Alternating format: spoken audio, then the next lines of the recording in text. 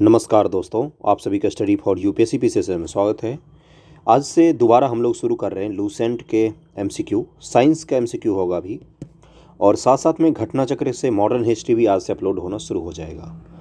ये आपको सारे एग्जाम में मदद करेगा। बीपीएससी का पीटी हो, 68वीं बीपीएससी का, या उसके बाद का 69 बीपीएससी का अगर आप तैयारी कर रहे हैं तो भी मदद करेगा। एसएससी, स्टेट पीसीएस, किसी भी एग्ज़ाम के लिए ये आपका मददगार होगा। इस लिहाज से शुरू करते हैं, एक एक करके इसको कंप्लीट करते जाएंगे। एग्ज़ाम जब भी हो हमें अपनी तैयारी रखनी है। एग्ज़ाम का भी डेट है अगर 12 फरवरी, तो आप मान के चलिए कि 12 फरवरी को ही आपका एग्ज़ाम होगा। इसलिए इसको अभी से ही कोशिश कीजिए कि पूरा पूरा लूसेंट और घटना चक्र कम से कम कंप्लीट हो जाए, जिससे आपके एमसीक्यू का प्रैक्टिस अच्छे से हो जाए। उसके बाद मात्र 2 टेस्ट सीरीज़ लगाना है, बार बार और आपका सिलेक्शन पीटी में श्योर हो जाएगा। शुरुआत करते पहले क्वेश्चन से। पहला क्वेश्चन है कि रेडियोधर्मिता की खोज किसने की थी? तो पहले का आंसर क्या हो जाएगा? B, Henri Becquerel. किसकी खोज की थी? तो रेडियोधर्मिता, रेडियो एक्टिविटी जिसको कहा जाता है, रेडियो एक्टिव जिसको कहा जाता है, उसी की खोज की थी। रेडियो सक्रियता किसका गुण है? दूसरे का आंसर क्या हो जाएगा? डी, नाभिक का गुण है। अल्फा बीटा गामा किरणें उत्सर्जित होती जब किसी भी पदार्थ से, तो उसको रेडियो एक्टिव पदार्थ कहा जाता है। अगर यूरेनियम ला के आपके रूम में रख दिया जाए तो आपका रूम अपने आप ही गर्म हो जाएगा। ओके। रेडियो सक्रिय परिवर्तन में भाग लेता है, कौन सा चीज़ भाग लेता है? इसका आंसर हो जाएगा सी, परमाणु का नाभिक। किसी परमाणु का अस्थायी नाभिक में प्रोटॉनों की संख्या क्या होती है? चौथे का आंसर हो जाएगा सी, न्यूट्रॉनों की संख्या से कम होती है। रेडियोधर्मिता का यूनिट क्या होता है? 5 का आंसर हो जाएगा क्यूरी, इसका यूनिट होता है क्यूरी। इसको जरूर ध्यान में रखना, बहुत बार पूछा गया है। रेडियोधर्मिता तो किसका उत्सर्जन करते हैं? तो अल्फा बीटा गामा किरणों का उत्सर्जन करते हैं। अल्फा और बीटा किरणों की खोज किसने की थी? 7 का हो जाएगा सी, रदरफोर्ड ने खोज की थी। किस वैज्ञानिक ने गामा किरणों की खोज की थी? 8 का आंसर हो जाएगा बी, रदरफोर्ड ने ही अल्फा बीटा गामा किरणों की खोज की थी। अगला है कि निम्न में से कौन रेडियो सक्रिय किरण हीलियम नाभिक के समकक्ष होता है? क्या पूछा है? रेडियो सक्रिय किरण हीलियम नाभिक के समकक्ष होता है। तो 9 का आंसर हो जाएगा अल्फा किरण जो होता है वो हीलियम नाभिक के समकक्ष होता है। इस तरह के क्वेश्चन टिपिकल क्वेश्चन होते हैं, एग्जाम में गलत करने के पूरी चांसेज हैं, इसलिए इसको बार बार देखना है इस वीडियो को। नाभिक से निकलने वाले विकिरणों में किसकी वेधन क्षमता सर्वाधिक होती है? 10 का आंसर हो जाएगा सी, गामा किरणों की वेधन क्षमता सबसे ज़्यादा होती है। अल्फा किरणें क्या है? तो 11 का आंसर क्या हो जाएगा? हीलियम प्लस आयन की ही अल्फा किरणें हैं। अल्फा किरणों पर उपस्थित आवेश क्या है? तो 12 का आंसर क्या हो जाएगा? 2 इकाई धनावेश होते हैं अल्फा किरणों पर। बीटा किरणें बनी होती हैं किस चीज़ की? 13 का आंसर हो जाएगा ऋणावेशित कणों से बना होता है बीटा किरण। अगला है, निम्न से किसके उत्सर्जन से समभारिक आइसोबार का निर्माण होता है? आइसोटोप और आइसोबार का नाम सुना होगा आपने। 14 का आंसर क्या हो जाएगा? बीटा किरणों के उत्सर्जन से आइसोबार का नाम निर्माण होता है। अगला, निम्न से किसके उत्सर्जन से किसी तत्व का परमाणु क्रमांक 1 बढ़ता है? 1 बढ़ जाता है परमाणु क्रमांक किससे? तो 15 का आंसर क्या हो जाएगा? बीटा किरणों के उत्सर्जन से ही आइसोबार बनते हैं, तो उसी से एक परमाणु क्रमांक बदल जाता है, और परमाणु भार बदलता है तो आइसोटोप्स कहलाते हैं। निम्न से किस में ऋणात्मक आवेश होती है? तो 16 का आंसर क्या हो जाएगा? बी, बीटा किरणों में ऋणात्मक आवेश होता है। बीपीएससी 2002 में पूछा है, बहुत बार पूछा गया एक्चुअली में ये। इलेक्ट्रॉन का समरूप कौन सा होता है? तो 17 का आंसर हो जाएगा बी, बीटा किरण ही इलेक्ट्रॉन के समरूप होते हैं। 18 की समान ऊर्जा के अल्फा किरणों की तुलना में बीटा किरणों की वेधन क्षमता अधिक होती है, क्योंकि 18 का आंसर क्या हो जाएगा? इसका आंसर हो जाएगा बी, बीटा किरणों के द्रव्यमान नगण्य होने से उनका वेग अधिक होता है। इस चीज़ को ध्यान में रखना, स्टेटमेंट को। इस तरह के क्वेश्चन अगर 68वीं बीपीएससी से निगेटिव मार्किंग लागू होता है, इस तरह के सवाल आपको ज़्यादा देखने को मिलेंगे। ओके, इसका आंसर हो जाएगा बी, 18 का आंसर बी हो जाएगा। 19 पर चलते हैं। बीटा किरणें किस प्रकार का आवेश वहन करती हैं? तो 19 का आंसर क्या हो जाएगा? इसका आंसर हो जाएगा बी, ऋणात्मक आवेश को वहन करती हैं बीटा किरणें। गामा किरणें किससे बनी होती हैं? तो 20 का आंसर क्या हो जाएगा? विद्युत चुंबकीय तरंग होती हैं, इलेक्ट्रोमैग्नेटिक तरंग होते हैं। क्या होता है इलेक्ट्रोमैग्नेटिक तरंग का डेफिनेशन? जिसको चलने के लिए ना माध्यम की आवश्यकता नहीं होती, वो सभी इलेक्ट्रोमैग्नेटिक तरंग में ही आती है मूल रूप से। चाहे लाइट हो गई, चाहे अल्फा कण हो गया, चाहे बीटा कण हो गया, चाहे गामा किरणें हो गए, विद्युत चुंबकीय तरंग कहलाते हैं ये सब। गामा किरणें क्या होती हैं? 21 का आंसर क्या हो जाएगा? रेडियो सक्रिय पदार्थों द्वारा उत्सर्जित उच्च ऊर्जा युक्त किरणें ही होती हैं गामा किरणें। निम्न में से किस किरण की वेधन क्षमता सबसे अधिक होती है? तो गामा किरणों की वेधन क्षमता सबसे ज़्यादा होती है। निम्न से किस किरण की आयनन क्षमता सबसे कम होती है? वेधन क्षमता जिसकी ज़्यादा होगी, आयनन क्षमता उसकी कम हो जाती है। तो गामा किरणों की आयनन क्षमता सबसे कम होती है। 23 का आंसर सी हो जाएगा। निम्न से किस किरण की आयनन क्षमता सबसे अधिक होती है? 24 का आंसर क्या हो जाएगा? अल्फा किरणों की आयनन क्षमता सबसे अधिक होती है और वेधन क्षमता इस कंपेयर करें तो कम होगा इसका। समस्त रेडियो सक्रिय पदार्थ क्षय होने के पश्चात किसमें अंतिम रूप से बदल जाते हैं? रेडियो एक्टिव जितने भी पदार्थ होते हैं जब उन समाप्त हो जाते हैं तो किस चीज़ में परिवर्तन हो जाता है उनका? 25 का आंसर क्या हो जाएगा? सीसा में परिवर्तन हो जाता है। 25 का आंसर बी हो जाएगा। जरूर ध्यान में रखना इसको। न्यूनतम पारगम्य शक्ति किरण कौन सी है? न्यूनतम पारगम्य शक्ति वाली किरण कौन सी है? 26 का आंसर हो जाएगा अल्फा किरण। अभी मैंने ऊपर ही बताया था, आयनन क्षमता जिसकी सबसे अधिक होगी उसकी पारगम्यता या वेधन क्षमता सबसे कम होगी, और जिसकी वेधन क्षमता सबसे अधिक होगी उसकी आयनन क्षमता सबसे कम होती है। अगला है कि किस रेडियो एक्टिव तत्व का नाम उसके खोजकर्ता के देश के नाम पर रखा गया है? तो 27 का आंसर क्या हो जाएगा? सी, पोलोनियम। निम्न से कौन सा तत्व प्राकृतिक रेडियो सक्रियता नहीं दर्शाता है? तो 28 का आंसर हो जाएगा सी, एल्यूमिनियम है। ये प्राकृतिक रेडियो सक्रियता नहीं दर्शाता है। 29 है कि नाभिकीय विखंडन के दौरान श्रृंखला अभिक्रिया को नियंत्रित करने के लिए न्यूट्रॉन का अवशोषण करने हेतु निम्न से किसका प्रयोग किया जाता है? तो 29 का आंसर हो जाएगा ए, बोरॉन का प्रयोग किया जाता है। 30 है कि निम्न से कौन एक रेडियो एक्टिव तत्व नहीं है? तो 30 का आंसर क्या हो जाएगा? डी, जर्कोनियम एक रेडियो एक्टिव तत्व नहीं है। विघटनकारी रेडियोधर्मी वस्तुओं को किससे बने पात्र में रखना चाहिए? जब कोई रेडियो एक्टिव तत्व है तो उसको किस चीज़ के डब्बे में रखना चाहिए? तो 31 का आंसर क्या हो जाएगा? इसका आंसर हो जाएगा ए, पीबी, यानी कि पीबी जो से बना हुआ जो कोई भी मेटल होगा, कोई भी डब्बा होगा या पात्र होगा, उसमें ही रेडियो एक्टिव तत्व को हमेशा रखा जाता है। मतलब शीशे के जो पात्र होंगे उसमें आपको इसको रखना पड़ेगा। पीबी लेड का ही तो होता है ना। एक बीटा कण के उत्सर्जन से परमाणु संख्या और परमाणु द्रव्यमान में क्या परिवर्तन होता है? बीटा कण के उत्सर्जन से। तो 32 का आंसर क्या हो जाएगा? इसका आंसर हो जाएगा ए, परमाणु क्रमांक में 1 की वृद्धि व परमाणु द्रव्यमान अपरिवर्तित रहता है बीटा कण के उत्सर्जन से। अभी देखा था हमने, आइसोबार बन जाता है। तो आइसोबार में एटॉमिक नंबर चेंज होते हैं और आइसोटोप्स में एटॉमिक वेट चेंज हो जाता है। अल्फा कण के उत्सर्जन से परमाणु क्रमांक और परमाणु द्रव्यमान में क्या परिवर्तन होता है? 33 का आंसर क्या हो जाएगा? परमाणु क्रमांक में 2 और परमाणु द्रव्यमान में 4 की कमी होती है। अगले सवाल पर चलते हैं कि सोडियम दिया हुआ है 22 और 11 से एक बीटा उत्सर्जन के से बनने वाला पदार्थ कौन सा होगा? तो 34 का आंसर क्या हो जाएगा? इसका आंसर हो जाएगा ए, मैग्नीशियम बनेगा। अगला है कि यूरेनियम 236, यहाँ पर 92 लिखा हुआ है, यहाँ पर 236 से 224 में जा रहे हैं, और ये 87 में कितने अल्फा और बीटा कण उत्सर्जित होंगे? तो 35 का आंसर क्या हो जाएगा? इसका आंसर हो जाएगा 3 अल्फा कण और 1 बीटा कण का उत्सर्जन होता है यहाँ पर। यदि किसी रेडियोधर्मी पदार्थ की मात्रा को दोगुना कर दिया जाए तो रेडियोधर्मी क्षरण की दर क्या हो जाएगी? 36 का आंसर हो जाएगा ए, अपरिवर्तित ही रहती है रेडियोधर्मी क्षरण की दर। यदि यूरेनियम 238 और 92 में Pa 91 और 234 बनता है तो कितने अल्फा और बीटा कणों का उत्सर्जन हुआ है? तो 37 का आंसर क्या हो जाएगा? ए, 1 अल्फा कण और 1 बीटा कण का उत्सर्जन हुआ है। ध्यान रखना, इस तरह के सवाल बीपीएससी वगैरह में अब नहीं पूछे जाते हैं, पहले किसी ज़माने में पूछे जाते थे। रेडियोधर्मी पदार्थ का आधा जीवन काल 70 दिन का है। उसी पदार्थ का 1 ग्राम कितने दिनों बाद 0.25 ग्राम रह जाएगा? 38 का आंसर क्या हो जाएगा? इसका आंसर दिया हुआ है ए, 140 दिनों में 0.25 ग्राम उसका वजन रह जाएगा। ओके, अगले सवाल पर चलते हैं। न्यूमेरिकल को स्किप करते हैं।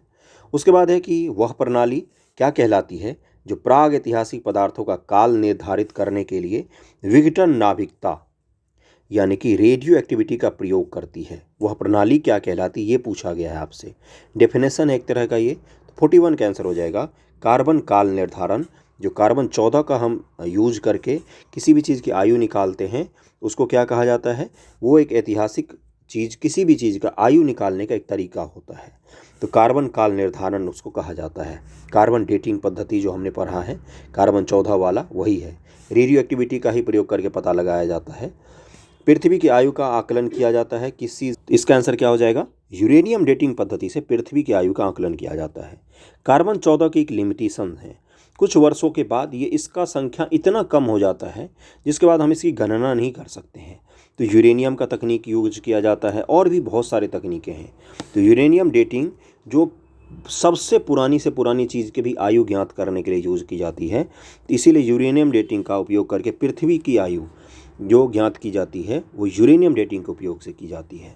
इस चीज़ को मैं बार बार इसलिए रिपीट कर रहा हूँ क्योंकि कम से कम 10 बार पूछा गया है ये, और फिर भी आप गलत कराते हो एग्जाम में, इसलिए मैं बार बार इसको रिपीट कर रहा हूँ। रेडियो कार्बन काल निर्धारण किसकी आयु का आकलन करने के लिए प्रयुक्त किया जाता है? तो 43 का आंसर क्या हो जाएगा? सी, यानी कि जीवाश्म की आयु का निर्धारण के लिए रेडियो कार्बन काल निर्धारण का उपयोग किया जाता है। सबसे पहले रेडियो सक्रियता शब्द का प्रयोग किसने किया था? 44 का आंसर क्या हो जाएगा? हेनरी बेक्वेरेल ने सबसे पहले किया था। यूरेनियम विखंडन की सतत प्रक्रिया को जारी रखने के लिए किस कण की जरूरत होती है? तो 45 का आंसर हो जाएगा न्यूट्रॉन की जरूरत होती है यूरेनियम विखंडन की सतत प्रक्रिया को जारी रखने के लिए। 1 से 3 बनते हैं। इसी तरह से क्या होता है जब यही क्या होता है, अनियंत्रित हो जाता है जब यही यूरेनियम का विखंडन, तो यूरेनियम बॉम्ब यानी कि एटम बॉम्ब का जो आप कॉन्सेप्ट सुनते हो वो अनियंत्रित होता है। ओके, और जो एटॉमिक भट्टी का नाम सुनते हो उसमें नियंत्रित चेन रिएक्शन काम करता है। परमाणु बम का आविष्कार किसने किया था? 46 का आंसर हो जाएगा सी, ऑटो हॉर्न ने किया था परमाणु बम का आविष्कार। परमाणु शक्ति संयंत्र किस सिद्धांत पर काम करता है? 47 का आंसर क्या हो जाएगा? नाभिकीय विखंडन तकनीक पर काम करता है।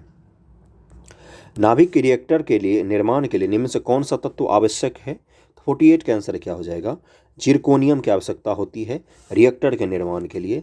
वेरी वेरी इंपॉर्टेंट, जरूर ध्यान में रखना। निम्न से कौन सा सौर ऊर्जा का स्रोत होता है? तो 49 का आंसर क्या हो जाएगा? नाभिकीय संलयन। संलयन होता है सूर्य में और विखंडन होता है परमाणु बम में। इस चीज को ध्यान में रखना, परमाणु बम में विखंडन होता है, संलयन होता है सूर्य में। नाभिकीय संयंत्रों में ग्रेफाइट का उपयोग किया जाता है। 50 का आंसर क्या हो जाएगा? विमंदक की तरह। न्यूक्लियर रिएक्टरों में विमंदक और प्रशीतक दोनों की तरह प्रयुक्त होने वाला पदार्थ कौन सा है? 51 का आंसर क्या हो जाएगा? बी, भारी पानी का उपयोग किया जाता है। रेडियो धर्मिता नापी जाती है। 52 का आंसर हो जाएगा ए, गीगर मूलर काउंटर के द्वारा रेडियो धर्मिता मापी जाती है। वेरी वेरी इंपॉर्टेंट सवाल। इस तरह के सवाल अगर पूछता है तो फिर आप बोलते हो कहाँ से सवाल पूछ रहे, नहीं पता। लूसेंट से ही मैक्सिमम सवाल बनते हैं एग्जाम में, इसलिए इसको ध्यानपूर्वक करना है, एक एक सवाल को करना है। हाइड्रोजन बम किस सिद्धांत पर काम करता है? तो 53 का आंसर क्या हो जाएगा? इसका आंसर हो जाएगा कि अनियंत्रित संलयन प्रक्रिया। देखो, परमाणु बम जो होता है वो अनियंत्रित विखंडन प्रक्रिया पर काम करता है। नाभिक विखंडन अनियंत्रित जब हो जाता है तो परमाणु बम बन जाता है, और जब नाभिकीय संलयन अनियंत्रित हो जाता है तो हाइड्रोजन बम बन जाता है। हाइड्रोजन बम परमाणु बम से भी खतरनाक होता है। हाइड्रोजन बम विकसित किया गया था किसके द्वारा? तो 54 का आंसर हो जाएगा एडवर्ड टेलर के द्वारा विकसित किया गया था। अति प्राचीन चट्टानों के आयु निर्धारण में किसका उपयोग होता है? 55 का आंसर हो जाएगा डी, पोटेशियम आर्गन डेटिंग का उपयोग किया जाता है अति प्राचीन चट्टानों के आयु निर्धारण में, ऐसा यहाँ पर दिया हुआ है। कहीं कहीं पर इसका आंसर यूरेनियम डेटिंग भी दिया हुआ है, इसलिए इसको एक बार जरूर ध्यान से देख लेना। कहीं कहीं पर इसका आंसर यूरेनियम डेटिंग दिया हुआ है अति प्राचीन चट्टानों के लिए। ओके, निम्नलिखित रेडियो तत्वों में से किसका उपयोग मनुष्य के शरीर में रक्त प्रवाह की गति मापने में किया जाता है? तो 56 का आंसर हो जाएगा डी, रेडियो सोडियम तकनीक का उपयोग शरीर में रक्त प्रवाह की गति को मापने में किया जाता है। अल्फा बीटा गामा की वेधन शक्तियाँ अपने अवरोही क्रम में किस क्रम में होती हैं? तो 57 का आंसर हो जाएगा बी, गामा बीटा और अल्फा के क्रम में होती हैं। अब वेधन शक्ति के तुलना में सबसे ज़्यादा वेधन शक्ति गामा की होती है, उसके बाद बीटा की होती है, उसके बाद अल्फा की होती है। इस चीज़ को ध्यान में रखना। अगले पर चलते हैं जिसमें समस्थानिक, समभारिक व सम न्यूट्रॉनिक हैं। आइसोटोप, आइसोबार और आइसो न्यूट्रॉनिक है। इस पर चलते हैं, इससे जुड़े हुए सवाल को प्रैक्टिस करते हैं। पहला सवाल है कि दो परमाणुओं को समस्थानिक कहा जाता है, कब कहा जाता है? इसका आंसर क्या हो जाएगा? दो परमाणुओं को तब समस्थानिक कहा जाता है जब उनका परमाणु क्रमांक तो समान होगा, परमाणु एटॉमिक नंबर तो हमेशा सेम होगा, लेकिन उनकी द्रव्यमान संख्या भिन्न भिन्न होती है। एटॉमिक वेट भिन्न भिन्न हो जाती है, द्रव्यमान भिन्न भिन्न हो जाता है। पहले का आंसर बी होगा, जरूर ध्यान में रखना। और एटॉमिक वेट जब परमाणु क्रमांक अलग अलग हो जाता है तो क्या कहा जाता है? आइसोबार कहला जाता है। ओके, अगले सवाल पर चलते हैं। दूसरे सवाल पर चलते हैं। किसी तत्व के समस्थानिकों के बीच अंतर किनकी भिन्न संख्या की उपस्थिति के कारण होता है? तो दूसरे का आंसर क्या हो जाएगा? न्यूट्रॉन की संख्या अलग अलग होने पर समस्थानिक हो जाते हैं वो एक दूसरे के। किसी परमाणु नाभिक का आइसोटोप वह नाभिक है जिसमें, तीसरे का आंसर क्या हो जाएगा? प्रोटॉनों की संख्या तो वही हो परंतु न्यूट्रॉन की संख्या भिन्न भिन्न हो जाती है। तीसरे का बी हो जाएगा आंसर। नेक्स्ट क्वेश्चन पर चलते हैं कि किसी तत्व के दो समस्थानिक किन गुणों में भिन्न होते हैं? चौथे का आंसर हो जाएगा ए, न्यूट्रॉन संख्या व द्रव्यमान संख्या में भिन्न भिन्न होते हैं। हाइड्रोजन के समस्थानिक की संख्या कितनी है? 5 का आंसर क्या हो जाएगा? बी, 3 हाइड्रोजन के समस्थानिक होते हैं। ड्यूटेरियम वगैरह का नाम सुना होगा आपने, वो सब हाइड्रोजन के ही समस्थानिक होते हैं। निम्न से कौन हाइड्रोजन का आइसोटोप नहीं है, ये पूछा है आपसे। छठे का आंसर हो जाएगा टेंसियम नहीं है, बाकी ट्रिटियम, ड्यूटेरियम और प्रोटियम ये तीनों हाइड्रोजन के आइसोटोप्स हैं। हाइड्रोजन के रेडियो सक्रिय समस्थानिक को कहते हैं, क्या कहा जाता है? 7 का आंसर हो जाएगा डी, टाइटियम कहा जाता है। रेडियो सक्रिय समस्थानिक को, हाइड्रोजन का जो रेडियो सक्रिय होता है वो टाइटियम होता है, ट्रिटियम यहाँ पर लिखा हुआ है, टाइटियम होता है जो रेडियो सक्रिय समस्थानिक होता है हाइड्रोजन का। ऑक्सीजन 16, 8, देखो सब जगह वेट बदल रहा होगा, 8, 17, 8, 18 की क्या कहते हैं? तो 8 का आंसर क्या हो जाएगा? इसको कहा जाता है समस्थानिक। क्या कहा जाता है? समस्थानिक कहा जाता है। कार्बन 17, 35 और कार्बन 17, 37 लिखा हुआ है, फिर से वेट बदल रहा है, क्या कहा जाएगा इसको? 9 का आंसर हो जाएगा समस्थानिक कहा जाता है, जरूर ध्यान में रखना। सर्वाधिक संख्या में समस्थानिक किसके पाए जाते हैं? 10 का आंसर क्या हो जाएगा? पोलोनियम, इसके सबसे ज़्यादा समस्थानिक बनते हैं, जरूर ध्यान में रखना। इस तरह के सवाल बीपीएससी ने बढ़ा दिया है पूछना। पोलोनियम के समस्थानिक कितने हैं? तो 11 के आंसर क्या हो जाएगा? डी, 27 समस्थानिक है पोलोनियम के। चट्टानों की आयु ज्ञात करने के लिए रेडियो एक्टिव आयु अंकन में किस समस्थानिक का उपयोग किया जाता है?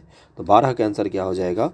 यूरेनियम का उपयोग किया जाता है रेडियो एक्टिव आयु गणना के लिए, चट्टानों की गणना के लिए। इसलिए पिछले वाले सवाल में जब मैंने बोला कि कहीं कहीं पर चट्टानों की आयु निकालने के लिए यूरेनियम का उपयोग भी लिखा रहता है आंसर, तो इसलिए इसको ध्यानपूर्वक कर लेना। सर्कुलेटरी सिस्टम यानी कि परिसंचरण तंत्र में रक्त के थक्के की स्थिति का पता लगाने के लिए किस समस्थानिक का प्रयोग किया जाता है? तो रक्त के थक्के की स्थिति का पता लगाने के लिए किस समस्थानिक का प्रयोग किया जाता है? तो 13 का आंसर क्या हो जाएगा?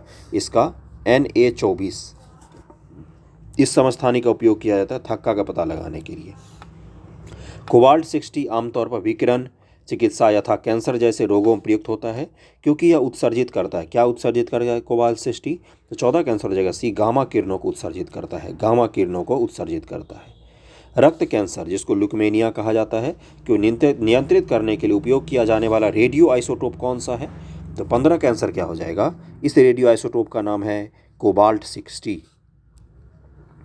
यहाँ पर सूची को मैच करना है आपको, तो 16 का मैं डायरेक्ट आंसर बता देता हूँ। यहाँ पर दिया हुआ है 16 का आंसर दिया हुआ है सी, यानी कि ए का 3, बी का 4, सी का 1, डी का 2 दिया हुआ है। यानी कि यहाँ पर अगर मैच करेंगे हम लोग तो आर्सेनिक 74 किससे मैच होगा?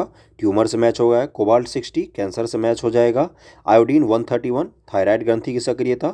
सोडियम 24 रक्त की व्यतिक्रम यानी कि रक्त थत्ते के लिए, अभी हमने पढ़ा था सोडियम 24 का उपयोग किया जाता है। इसको आप लिख के रख लीजिए, जब भी ऐसे मैच करने के लिए आए उसको नोट डाउन करके सामने सामने लिख के रख लेना चाहिए, जिससे आपको याद करने में आसानी होगी। 17 नंबर सवाल पर चलते हैं कि वैसे नाभिक जिनमें न्यूट्रॉनों की संख्या समान है परंतु प्रोटॉनों की संख्या भिन्न है वो क्या कहलाते हैं? न्यूट्रॉनों की संख्या समान होगी, प्रोटॉनों की संख्या भिन्न होगी तो उसको कहा जाएगा समन्यूट्रॉनिक। देखो ना, न्यूट्रॉन समान यानी कि समन्यूट्रॉनिक। आइसोटोन होते हैं तो 18 का आंसर क्या हो जाएगा? समान संख्या में न्यूट्रॉन वाले आइसोटोन्स कहलाते हैं। समन्यूट्रॉनिक आइसोटोन्स होते हैं जिनमें क्या होता है?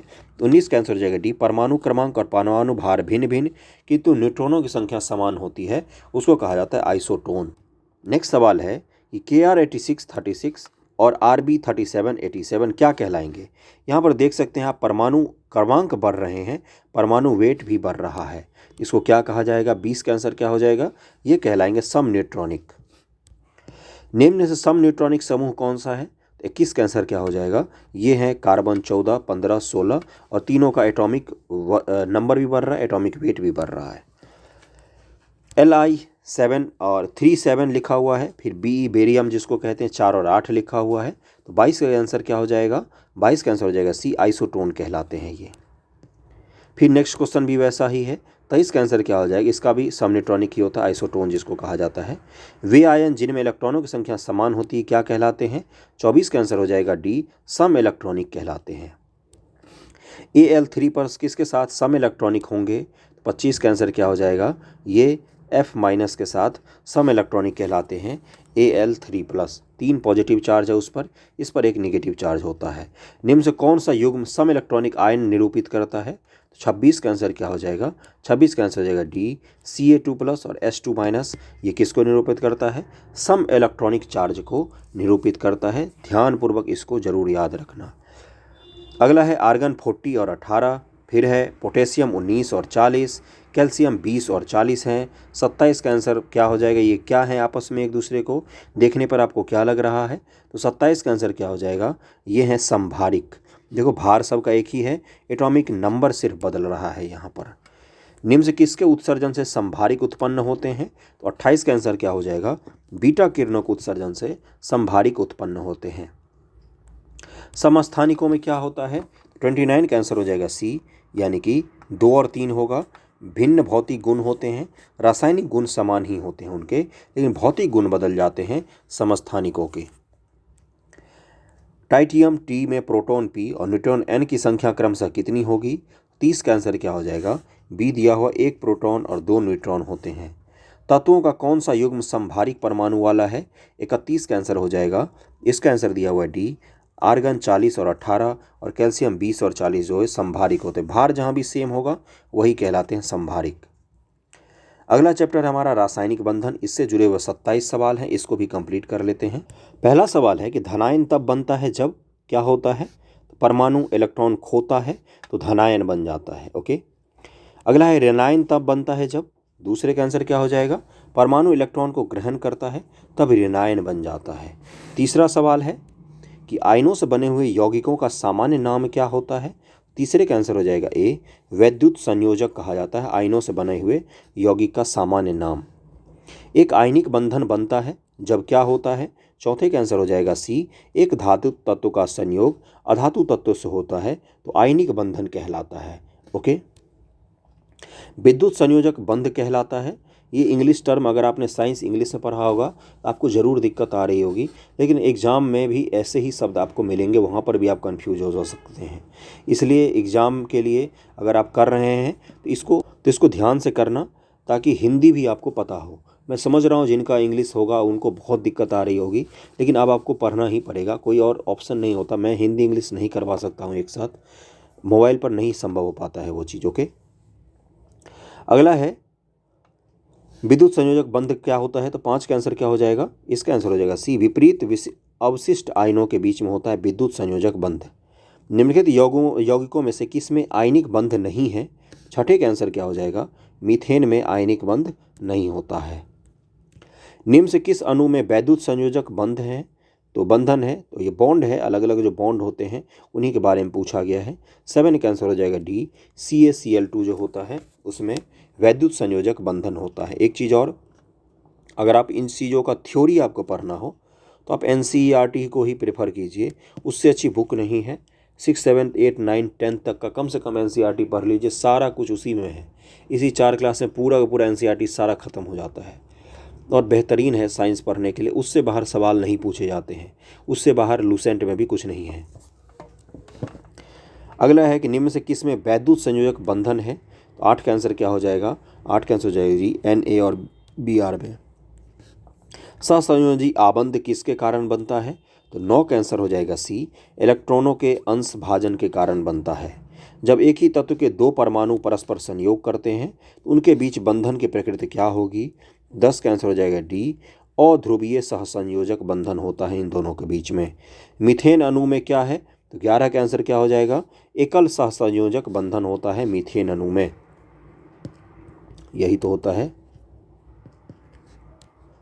इथिलीन अणु की आकृति क्या होती है, तो 12 का आंसर क्या हो जाएगा, सी समतल त्रिकोणीय होती है इथिलीन अणु की आकृति।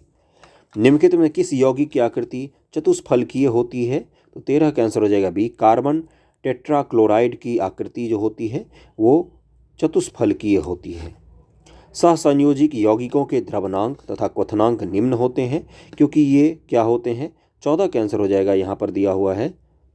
इनमें अंतर आणविक बल कमजोर होता है, इसके कारण से क्या हो जाता है, यहाँ पर सवाल में क्या पूछा था, सहसंयोजक यौगिकों के द्रवणांक और क्वथनांक निम्न हो जाते हैं। और इसका पीडीएफ जिनको भी चाहिए हो, टेलीग्राम का लिंक दिया हुआ रहता है, वहाँ पर जाके आप ज्वाइन कर सकते हैं।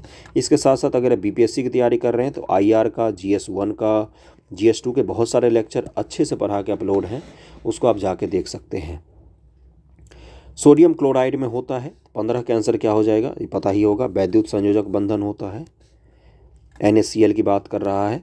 जब एक रासायनिक बंध बनता है तब क्या होता है, 16 का आंसर हो जाएगा बी, ऊर्जा मुक्त होती है हमेशा रासायनिक बंधन बनने के बाद। कार्बन टेट्राक्लोराइड अणु की आकृति क्या होती है, 17 का आंसर हो जाएगा सी, चतुष्फल की आकृति होती है। निम्न से किस यौगिक में हाइड्रोजन आबंध नहीं है, 18 का आंसर हो जाएगा ए, CH4 में हाइड्रोजन आबंध नहीं होता है, ए आंसर दिया हुआ है 18 का। निम्न से किस यौगिक में हाइड्रोजन आबंध विद्यमान होता है, तो 19 का आंसर हो जाएगा ए, यानी कि HF में हाइड्रोजन आबंध विद्यमान होता है। रैखिक संरचना वाला अणु कौन सा है, रैखिक संरचना वाला पूछ रहा है आपसे, तो 20 का आंसर हो जाएगा CO2, ऐसे होता है ना, यही तो होता है CO2। ओके। हाइड्रोजन क्लोराइड एक गैस है परंतु हाइड्रोजन फ्लोराइड एक निम्न क्वथनांक वाला द्रव है, क्योंकि क्लोराइड है एक फ्लोराइड है लेकिन दोनों के प्रकृति अलग अलग है। ये पूछ रहा है क्यों हो रहा है ऐसा, तो ये हो रहा है हाइड्रोजन आबंध के अणु संगुणित हो जाते हैं, इसी कारण से हो रहा है। उस यौगिक को चिन्हित कीजिए जिसमें आयनी सहसंयोजन उप सहसंयोजक आबंध हो, तीनों तरीके के उसमें बॉन्ड पाए जाते हों, ये पूछा है आपसे। तो 22 का आंसर क्या हो जाएगा, इसका हो जाएगा NH4Cl जो होता है इसमें पाए जाते हैं, ऐसे जोड़ दीजिए, इस यही पूछा गया आपसे। तो इसमें आयनी बॉन्ड भी होते हैं, सहसंयोजक भी होता है और उप सहसंयोजक बॉन्ड भी होते हैं। जल के अधिक क्वथनांक का कारण क्या होता है, क्वथनांक अधिक होता है, इसका कारण पूछा गया आपसे। 23 का आंसर हो जाएगा डी, जल के अणुओं में हाइड्रोजन आबंध पाया जाता है। द्रवित सोडियम क्लोराइड विद्युत धारा का प्रवाह कर सकता है क्योंकि इसमें उपस्थित होता है जो सॉल्ट वाटर होता है उसमें इलेक्ट्रिसिटी फ्लो कर सकता है, इसका पूछा है रीजन क्या होता है। 24 का आंसर क्या हो जाएगा, यहाँ पर दिया हुआ है बी, मुक्त आयन होते हैं, इसके कारण से इसमें इलेक्ट्रिसिटी फ्लो कर सकती है। सहसंयोजिक यौगिक का उदाहरण कौन सा होता है, 25 का आंसर हो जाएगा सी, CH4Cl किसका उदाहरण होता है, CHCl3 एक कार्बन एक हाइड्रोजन और 3 क्लोरीन, कार्बन 4 से बॉन्ड बना सकता है एक साथ, इस यही क्या होता है सहसंयोजिक यौगिक का उदाहरण होता है। हाइड्रोजन एक इलेक्ट्रॉन से लेकर हीलियम का इलेक्ट्रॉन विन्यास प्राप्त करने की प्रवृत्ति होती है, इस प्रवृत्ति के समानता क्या होती समानता रखता है, इस प्रवृत्ति की समानता रखता है, कौन सा ऐसा और है जो इस प्रवृत्ति की समानता कर सकता है। तो 26 का आंसर क्या हो जाएगा, इसका आंसर हो जाएगा बी, अक्रिय गैसों में ये समानता पाई जाती है। और आज का आखिरी क्वेश्चन है और 100 सवाल हमने कंप्लीट किए। वीडियो पसंद आया तो लाइक ज़रूर करना, तभी ये सीरीज़ कंटिन्यू हो पाता है। आप लोग नहीं पसंद करते तो तभी मुझे सीरीज़ को छोड़ना पड़ जाता है बीच में, और आपके एग्ज़ाम के लिए बेहद ज़रूरी चीज़ भी है। पता नहीं लोग ज़रूरी चीज़ को छोड़कर दिन भर क्या देखते रहते हैं। 27 का आंसर क्या हो जाएगा, इसका आंसर हो जाएगा, पहले पढ़ देता हूँ, निम्न से कौन सा एक सहसंयोजी यौगिक है, तो कार्बन टेट्राक्लोराइड जो है ये सहसंयोजी यौगिक होता है। आज 100 सवाल हमने इस लूसेंट से कंप्लीट किए हैं। अगले दिन अगला वीडियो आएगा इसके अगले चैप्टर का, और घटना चक्र भी आज अपलोड होगा, इसलिए वीडियो को काफ़ी ज़्यादा शेयर कीजिए। 1 से 2 बार देखना मिनिमम, 2 से 3 बार देखना। साइंस के एक भी सवाल गलत नहीं होंगे, मेरी गारंटी होगी। Okay, thank you so much.